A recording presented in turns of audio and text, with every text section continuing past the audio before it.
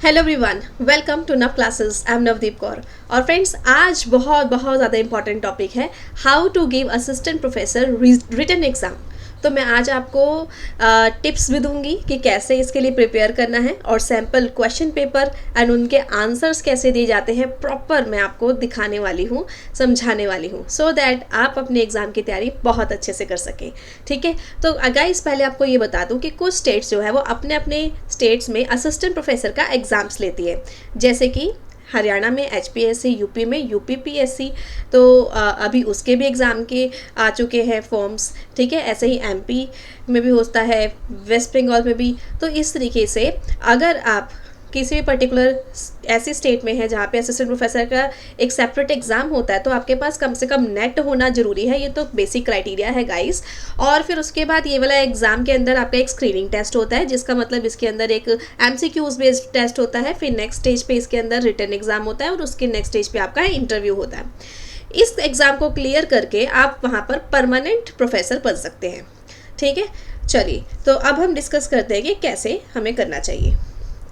Now guys, ऐसे ही HPSC, UPPSC and assistant professor के exams के कोर्सेज नव क्लासेस पे अवेलेबल है। और अगर आप नव क्लासेस पे UGC नेट JRF की भी तैयारी करो तो उसमें complete combo course and complete course में अगर आप हो देन ऑल्सो आपको सब्जेक्टिव टेस्ट भी मिल जाता है और टेस्ट सीरीज स्क्रीनिंग टेस्ट भी मिल जाती है। ठीक है, तो ये सारी चीज़ें आपको मेरे complete concepts plus test series plus expected question भी मिल जाते हैं। तो सैटरडे संडे हम लोग HPSC का एंड मतलब ये सभी सब्जेक्टिव एग्ज़ाम्स की प्रिपरेशन कर रहे हैं और टेस्ट हो रहा है आपका। ठीक है, सो नव क्लासेस ऐप जरूर से डाउनलोड कर लीजिएगा।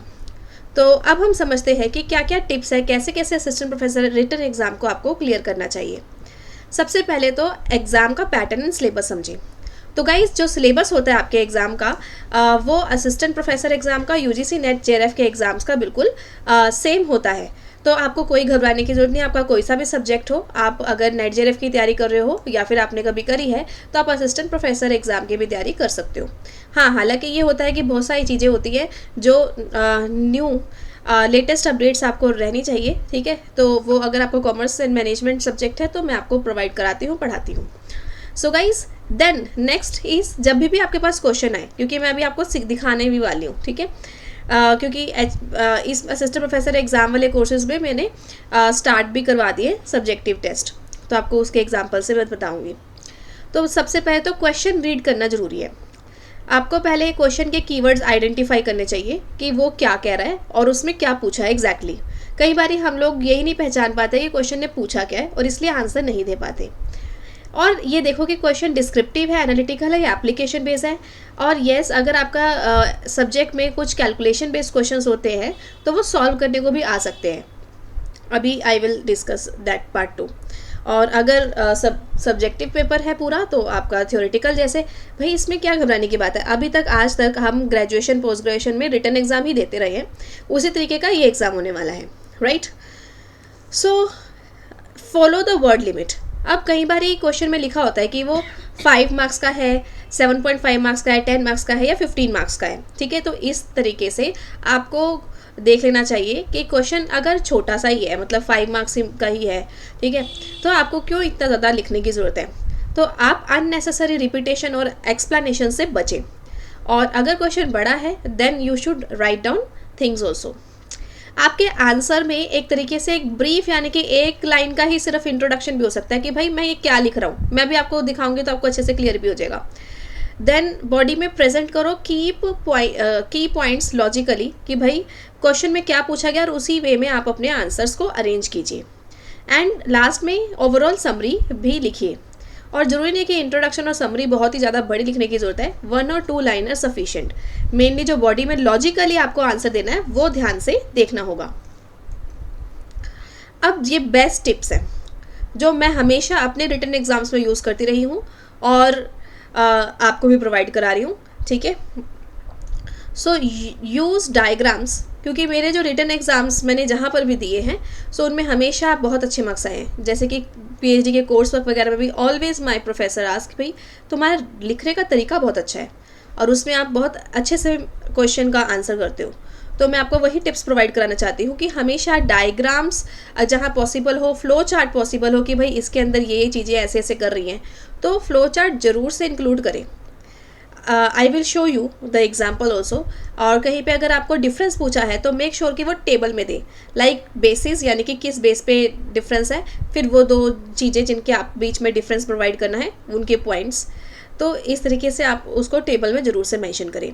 कहीं पे एग्जाम्पल देने का पॉसिबिलिटी है तो एग्जाम्पल भी ज़रूर से दें। की पॉइंट्स को ज़रूर से हाईलाइट करने की ज़रूरत है, जैसे कि आप ना आंसर जो है वो बुलेट्स में दीजिए, जैसे कि मैंने ये वाला बुलेट लगाया है, ठीक है, इस तरीके से आप बुलेट्स में अपना आंसर ज़रूर से दीजिए। और नंबरिंग करें, ठीक है, ताकि आंसर एग्जामिनर इजीली आइडेंटिफाई कर पाए। हेडिंग देते हुए नंबरिंग करें। कई बार कुछ बच्चे black pen and blue pen का यूज़ करते हैं। अगर आप सिंगल पेन को यूज़ करना चाहते हो तो कोई प्रॉब्लम नहीं है, आप हेडिंग के नीचे अंडरलाइन कर दीजिए तो भी वो आइडेंटिफाई हो जाएगा। और एग्जाम्पल देना ज़रूर से कोशिश कीजिए। कई बार होता है ऑफिशियल आंसर के ऑफिशियल एग्जाम्पल्स हमें याद नहीं होते, तो भाई कुछ भी एज्यूम करके XYZ करके अपने मन से एग्जाम्पल बना के आ सकते हो। मैं बहुत बार ऐसे करती हूँ, मतलब आप जैसे मैं क्लास में करती हूँ, राज सिमरन का एग्जाम्पल दे दिया, मतलब कुछ भी, लेकिन हाँ टॉपिक से रिलेटेड, मूवी की कहानी बता रही मैं real life example, recent development भी आप उसके अंदर इंक्लूड कर सकते हो, ठीक है। तो ऐसे आपका जो आंसर है वो ज़्यादा बेटर बनता है। Next case is manage time efficiently effectively. So आपका जो टाइम है क्वेश्चन में बहुत ही इफेक्टिवली आपको मैनेज करना है। लाइक कुछ जगह पे 75 मिनट्स का एग्ज़ाम होता है, कहीं पे 3 आवर्स का एग्ज़ाम होता है रिटन वाला, ठीक है, तो आपको ना उसी के अंदर आंसर देने हैं। सो मैं भी आपको जो एग्ज़ाम देती हूँ उसमें मार्किंग स्कीम के हिसाब से आपको टाइम पीरियड देती हूँ। जैसे कि अगर मैंने 40 मार्क्स का एग्ज़ाम दिया है तो अभी 1 घंटा दिया है, तो आप कोशिश करें कि जब आप उस टाइम पे टेस्ट अटैम्प्ट कर रहे हैं ना क्लासेस ऐप के अंदर, तो फिर आप एक्चुअली टाइम के हिसाब से करें, क्योंकि ये आप अपने ही एंड पे कर रहे हो, लेकिन अपने आप को टेस्ट करने के लिए ये चीज़ जज करनी ज़रूरी है। Don't keep too long on one answer. काफ़ी बार बच्चे ना ये टेंस में आके भाई ये क्वेश्चन हो नहीं रहा है, तो उसमें बहुत ज़्यादा समय एक आंसर पे ना लगा दें।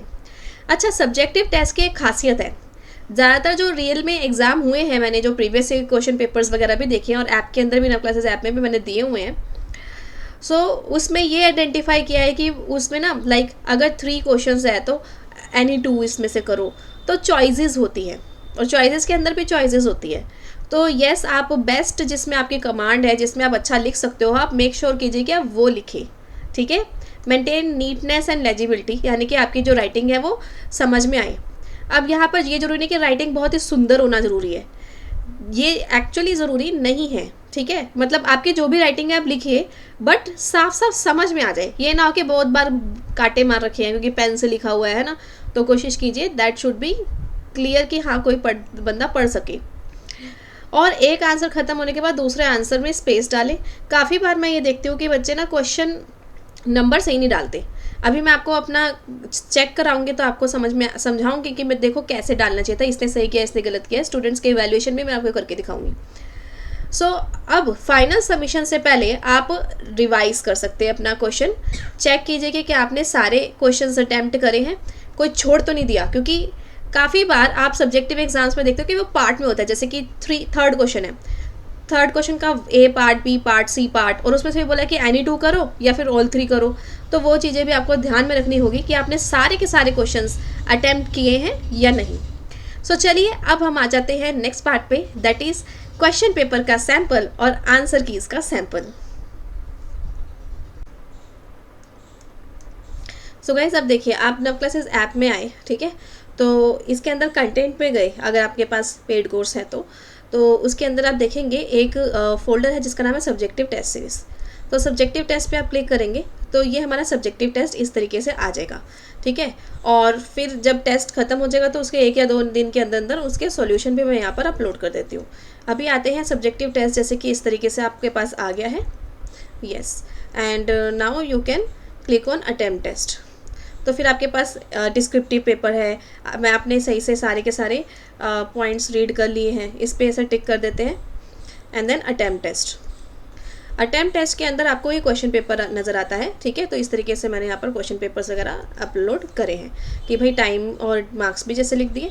जब आप इसको अटैम्प्ट कर लेंगे तो आप अपने नोटबुक में अटैम्प्ट करके फिर उनकी फ़ोटो खींच के यहाँ पर फाइल्स को अपलोड कर सकते हैं। तो इस तरीके से आपने पेपर दे दिया, ठीक है। और फिर वहाँ से जब मैं चेक करूँगी तो इसके अंदर मैंने क्या आपको रिमार्क्स दिए हैं वो सब भी मिलेंगे। तो चलिए अब आते हैं कि क्वेश्चन पेपर किस तरीके का होता है और उसके आंसर्स आपको कैसे देने हैं।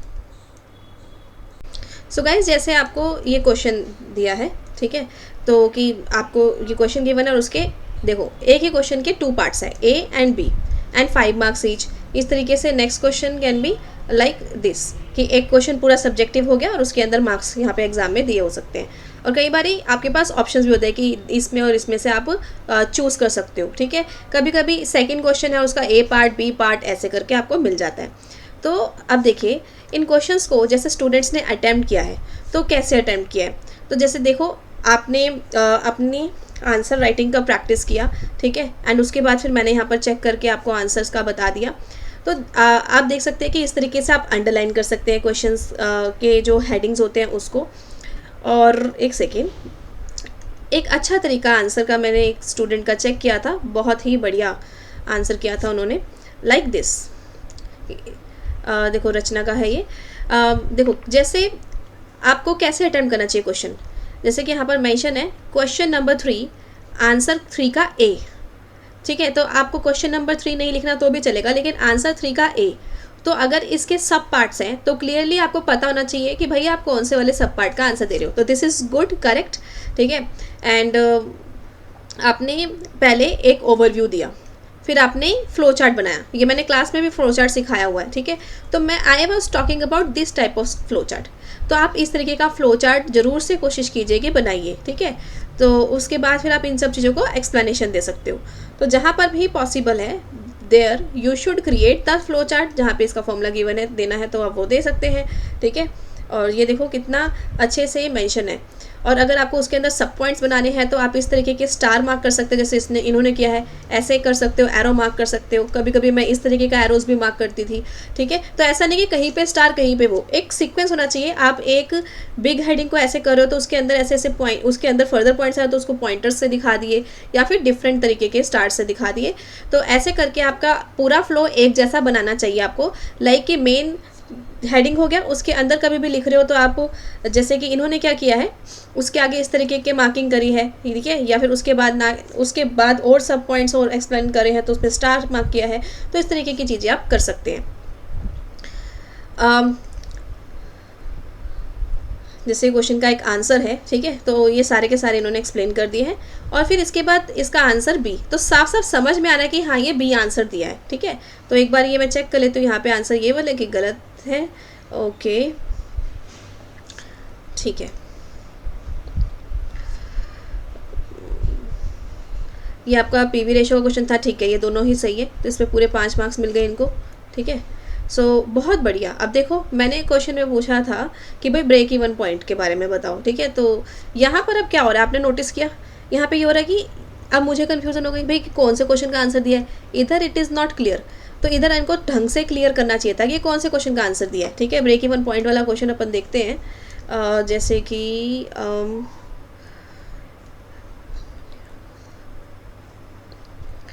ठीक है। तो आपको जिस क्वेश्चन का एक्सप्लेनेशन दे रहे हो तो मेक श्योर कि उसके बारे में ये थोड़ा सा क्लियर तो ज़रूर हो कि कौन सी वाली क्वेश्चन का क्या दे रहे हो। था एक क्वेश्चन, ठीक है। बाकी ये बिल्कुल सही है एंट्रीज, वेरी गुड। और ये भी ठीक है। जब भी कोई भी क्वेश्चन पेपर बनता है, ठीक है, तो उसके अंदर जो एग्जामिनर होता है, आपको उधर का इनसाइट भी बता दूं तो उनके पास एक ओवरव्यू होता है आंसर का, आंसर के हिंट होते हैं, जैसे कि मैंने भी आपको प्रोवाइड किए। जैसे कि अगर ये क्वेश्चन है तो मैंने उसका आंसर की बनाया है, ज़रूर बनाया होगा। एक मिनट, ये क्वेश्चन वाला ही पार्ट आ गया, स्लाइड आ गई है, let me open that. Yes guys, now you can see कि अगर कोई क्वेश्चन है तो क्वेश्चन का हमारे पास जो बैक एंड पे एग्जामिनर्स होते हैं जो चेक करते हैं आपका पेपर, उनके पास हिंट शीट होती है, राइट। तो हिंट में जैसे कि सेकंड क्वेश्चन का ए है, ए के अंदर क्या क्या होना चाहिए, इस तरीके से। जैसे कि यहाँ पे मैंने क्वेश्चन में पूछा था what is share for feature and process क्या है शेयर फॉर फीचर का, उसको कैसे ट्रांसफर करते हैं कैपिटल शेयर में। ऐसे मैं गाइस अभी कॉमर्स एंड मैनेजमेंट का बता रही हूँ, आप लोग अदर सब्जेक्ट के तो इसी चीज़ को थोड़ा सा सुने, क्योंकि राइटिंग का स्किल्स एक जैसा होता है, ठीक है। तो फिर आप अपने भी आंसर्स ऐसे अटैम्प्ट आपको करने चाहिए।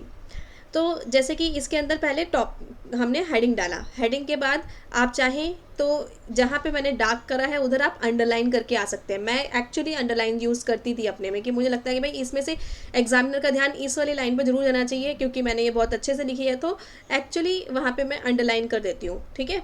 क्योंकि बार बार पेन चेंज करने में टाइम वेस्ट होता है, लेकिन अंडरलाइन आप आराम से कर सकते हो, ठीक है। और ये कर सकते हो कि एग्ज़ाम में अगर दूसरे कलर का पेन लेके जा रहे हो तो मेन हेडिंग को अंडरलाइन ब्लैक से कर दिया, बाकी सारी हेडिंग को आपने ब्लू से अंडरलाइन कर दिया। तो इट डिपेंड्स ऑन यू कि आप वहाँ पे कैसे यूज़ कर सकते हो।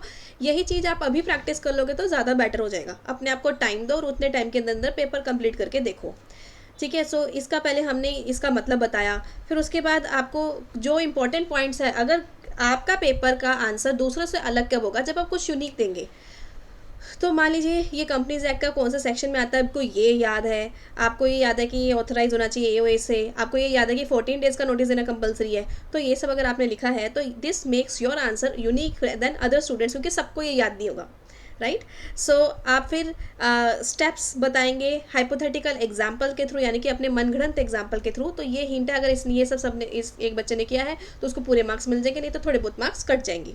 फिर जैसे क्वेश्चन अटैम्प्ट कर लिया, देन उसके बाद नेक्स्ट क्वेश्चन आया तो उसके अंदर ही मैंने लिखा हुआ कि ये चीज़ें लिखने हैं। फिर उसके बाद मैंने क्लास में ये सब बताया था, तो उसके हेल्प से आप कवर कर सकते हैं। सो इस तरीके के आपके आंसर होना चाहिए। अब आप देखोगे कि इन स्टूडेंट ने एग्जैक्टली जो मैं चाहती थी वो आंसर दिया है, तो इसलिए इनको पूरे मार्क्स मिल जाएंगे। फिर हम देखेंगे कि ये वाला क्वेश्चन जो है 2 का बी, अब ये समझ में आ रहा है कि 2 का बी क्वेश्चन अटैम्प्ट कर रखा है, राइट। तो 2 का बी के 5 मार्क्स थे, इसके 10 मार्क्स थे इसके, अच्छा 1 मिनट, 5 मार्क्स थे न्यूमेरिकल वाले क्वेश्चन के, ठीक है। तो इनको हम इस न्यूमेरिकल वाले क्वेश्चन में पूरे 5 नंबर दे देंगे ऐसे। और इनका जो थ्योरेटिकल क्वेश्चन था, ज़रा पीछे जाके दोबारा देखते हैं कि जो मैं चाहती थी वो चीज़ इन्होंने सही से करी है कि नहीं। अब इस वाले का क्वेश्चन ही पता नहीं चल रहा किसका एक्सप्लेनेशन दिया है, तो थोड़ी सी खिचड़ी बन गई, वो नहीं होनी चाहिए थी। ओके,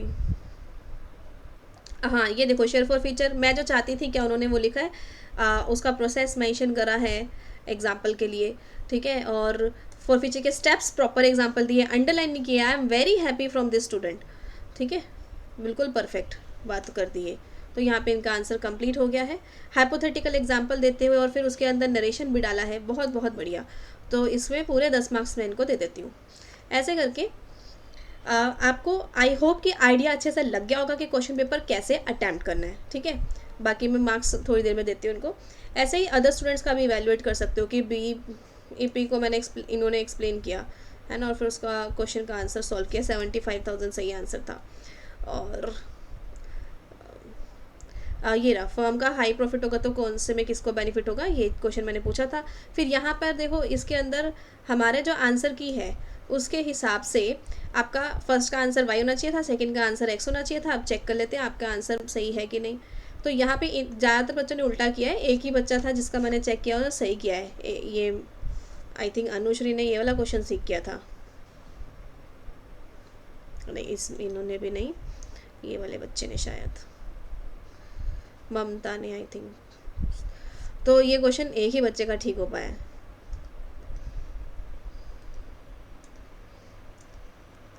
ठीक है।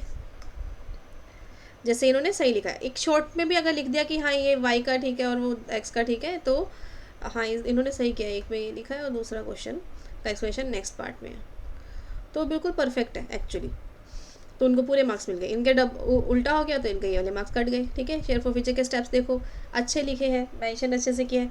फिर मैंने ये मेंशन किया था कि अगर कोई बच्चा हाइपोथेटिकल एग्जांपल देके समझा दे तो काफ़ी अच्छा होगा। तो again this person has given the example, process भी उन्होंने बताया है। ऐसा नहीं होता कि प्रोसेस सच्ची में बहुत डिटेल में लिखना है या शॉर्ट में। आपकी हमारे जो यहाँ पर प्रोफेसर्स के पास जो चेक करने वाले होते हैं, उनके पास जो आउटलाइन होती है उसके हिसाब से आपने चीज़ें मेंशन करी होती हैं, तो वो आपको मार्क्स पूरे देते हैं। देखो हर चीज़ में इन्होंने जहाँ पर इम्पोर्टेंट था, जैसे मैंने क्लास में समझा रखा है, वैसे वैसे एग्जाम्पल्स दिए हैं। तो मैं जो सुबह कंसेप्ट की क्लास लेती हूँ सुबह 9 AM से लेकर 11 AM तक, तो उनके अंदर ये सारे एग्जाम्पल्स मैं खुद भी तो लिख रही होती हूँ, तो वैसे ही आप जब लिखते हो तो आपको याद आ जाता है। देखो कितना बढ़िया है आंसर दिया है। कोमलप्रीत से also I am very impressed. ठीक है, तो ये नेक्स्ट क्वेश्चन है, उसका आंसर गिवन है। ठीक है, so guys as of now फिर मैंने आपको समझा दिया कि किस तरीके से आपको क्वेश्चंस को अटेम्प्ट करना चाहिए। So guys, final result of this test on Nav Classes app is this. So congratulations and all the best to others. So guys, I hope कि आपको आज की क्लास बहुत बहुत अच्छी लगी होगी, और नव क्लासेस पे असिस्टेंट प्रोफेसर एग्ज़ाम्स के लिए भी आप कोर्स ले सकते हो। ठीक है, एंड अगर आप कंप्लीट कॉमर्स का भी कंप्लीट कोर्स लेते हो तो उसमें भी आपको कंसेप्ट भी मिल जाएगा, टेस्ट सीरीज भी मिल जाएगी स्क्रीनिंग एग्जाम के लिए, एंड सब्जेक्टिव टेस्ट सीरीज भी मिल जाएगी। एंड अगर आपका HPSC है, RPSC है, UPPSC है असिस्टेंट प्रोफेसर, तो इसके dedicated courses are also available. ठीक है, और वही सेम चीज़ आपको आपके कोर्सेज में मिल जाएगी। ठीक है, सो अगर कोई क्वारी है तो 8448919905 नंबर पे कांटेक्ट कर सकते हैं। नव क्लासेस ऐप डाउनलोड कीजिए, लैपटॉप पे ओपन करना है तो learn.navclasses.in आपका स्क्रीन में दिखाई दे रहा है, यहाँ पर भी आप क्लिक कर सकते हैं। एक जगह बैठ के टिक के अगर हमने अपनी एग्ज़ाम की तैयारी करी होती है, आपको कुछ एक्स्ट्रा करने की ज़रूरत नहीं है, आपको एक ही जगह पे सब कुछ मिल रहा है। और अगर आप असिस्टेंट प्रोफेसर एग्ज़ाम को ज्वाइन करते हैं, मान लीजिए आपका हरियाणा या RPSC या फिर UPPSC के अलावा दूसरी कोई स्टेट का है, तो आप तब भी HPSC वाला कोर्स भी ले सकते हैं, बिकॉज असिस्टेंट प्रोफेसर के कोई भी स्टेट हो, अब मेरे इतनी सारी स्टेट्स हैं, सबके अलग अलग हेडिंग डाल के नहीं रखे हैं, तो लेकिन कोई भी स्टेट हो उसके लिए आपका सेम सिलेबस होता है, सेम कोर्स है, तो आपको बेनिफिट होगा। इसके अंदर जो एक्स्ट्रा चीज़ें हैं, जैसे कि ICT पेपर में आती है, टीचिंग का पार्ट आ जाता है पेपर में, तो वो भी मैंने दिया हुआ है। जो भी चीज़ें और होती हैं, अगर आपकी जितनी मैक्सिमम से मैक्सिमम हेल्प कर सकती हूँ मैं, उतनी की हुई है। एंड ऑल्सो गाइज, इस पर्टिकुलर कोर्स के अंदर लाइक आपको इंटरव्यू कैसे क्रैक करना है उसकी वीडियोस भी मिल जाएंगी, क्योंकि इंटरव्यू के लिए मैंने कुछ खुद वीडियो बना रखे हैं और कुछ मॉक इंटरव्यूज़ भी ले रखे हैं। So those videos will help you कि आप इंटरव्यू के लिए आगे जाके कैसे प्रिपेयर करेंगे। तो यानी कि screening test, subjective test and interview, everything is going to cover from assistant professor course. So अगर आप UGC NET JRF की भी साथ में तैयारी कर रहे हो तो कॉम्बो कोर्सेज ले सकते हैं, उसके अंदर आपका ये भी हो जाएगा। लेकिन अगर आप ओनली असिस्टेंट प्रोफेसर एग्ज़ाम की ही तैयारी कर रहे हो तो फिर HPSC एंड UPPSC का अलग से अवेलेबल है, और कोई और स्टेट है तो आप हमारा HPSC वाला कोर्स ही ज्वाइन कर सकते हो। That will be definitely helpful for you. ठीक है, so thank you guys and keep growing, all the very best for you and your preparation. हमेशा खुश रहिए। अगर कोई और क्वारी है तो ज़रूर से बताइएगा, और आज की क्लास को देख के आपको क्या सीखने को मिला वो भी बताइएगा। और अगर आपके दिमाग में कोई और क्वारी चल रही है तो प्लीज़ वो भी आप पूछ सकते हैं। सो जल्दी से कमेंट में लिख दीजिए, dream, believe, act and achieve. सपने देखो, भरोसा करो, बिलीव, एक्ट करेंगे अच्छे से and you will achieve it. इन सब चीज़ों को हल्के में मत लीजिए, क्योंकि इनके एग्ज़ाम की डेट्स जो हैं वो बहुत देर बाद आती हैं। एक बार ये एग्ज़ाम होता ही बड़ी मुश्किल कंडक्ट है, काफ़ी बार ऐसा होता है कि आगे आगे वो टलता जा रहा है और एक्चुअली हो ही नहीं रहा है। तो मेक श्योर कि अपना टाइम बर्बाद ना करते हुए और अपना बेस्ट परफॉर्म कीजिए। और एक और चीज़, one more request from you is कि कमेंट में अपना सब्जेक्ट जरूर लिखिएगा कि आपका सब्जेक्ट एक्चुअली क्या है, क्योंकि मैंने कॉमर्स के क्वेश्चंस के थ्रू आपको एक्सप्लेनेशन दी है, लेकिन definitely it will helpful for all other subjects also, क्योंकि आपको जो पॉइंटर है, फ्लो है, आपके एग्ज़ाम में कैसे लिखना है, वो चीज़ अब ज़रूर से पता चली होगी।